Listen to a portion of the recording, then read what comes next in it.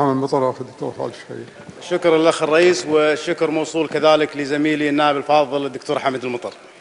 الأخ الرئيس، في اللجنة التعليمية لدينا موضوعين مهمين جدا، موضوع ال50 طالب وموضوع طلبة العلمي والأدبي. بكل أسف الأخ الرئيس، الإخوان في التعليم العالي يتجاهلون توصيات الأخوة في اللجنة التعليمية. قدمنا توصية بالإجماع على إلغاء قرار ال50، وقلنا حق الإخوان في اللجنة في وكيل التعليم العالي والأخوة في وزارة التعليم العالي، إذا كان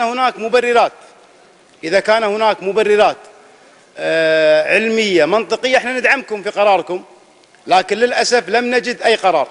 بعد شهرين من المماطلة ووزير التربية يعلم بذلك، جاءونا في اللجنة التعليمية أمس وقالوا احنا رفعنا سقف ال50 طالب عن الجامعات الحكومية، وأبقينا ال50 طالب على موضوع الجامعات الخاصة، وهذه مماطلة. يعني الإخوان في التعليم العالي يعني اللي فهمناه منهم، هم ما قاعد يدعمون دعم أبنائنا الطلبة، هم قاعد يضعون عراقيل، ولم نجد أي مبرر أكاديمي أو منطقي.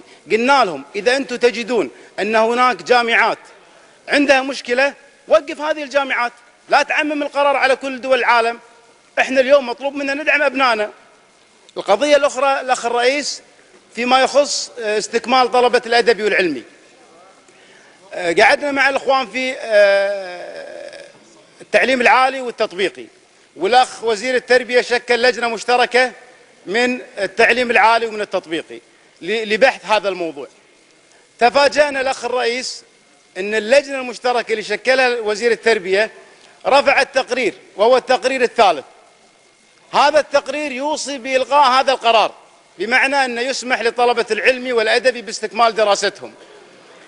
بعد ذلك يعني احنا هناك شبهات تدور على التقرير الرابع اللي تم رفعه لوزير التربية بلجنة لم تكن مكتملة النصاب.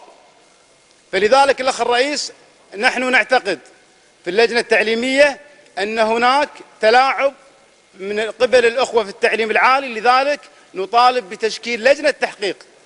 احنا 3 شهور تقريبا في المجلس، الأخ الوزير قاعد يعطي تعليمات وقاعد يوعدنا بإلغاء قرار 50 طالب وإلغاء قرار الأدبي والعلمي. نتفاجأ في الأخوة في التعليم العالي قاعد يماطلون، وهذا الأمر الأخ الرئيس قاعد يأثر على أبنائنا الطلبة.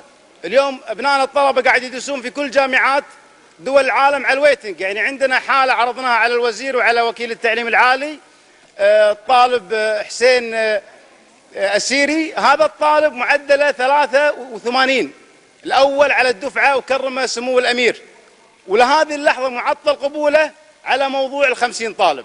فالأخ الرئيس، أنا طالب مجلس الموقر أن يفوض اللجنة التعليمية بتشكيل تحقيق فيما قاعد يدور في لجنة التعليم العالي. شكرا الأخ الرئيس. شكرا للأخ الدكتور خالد الشهير. الأخ الدكتور محمد دشتي، باقي من الوقت 3 دقائق ونصف.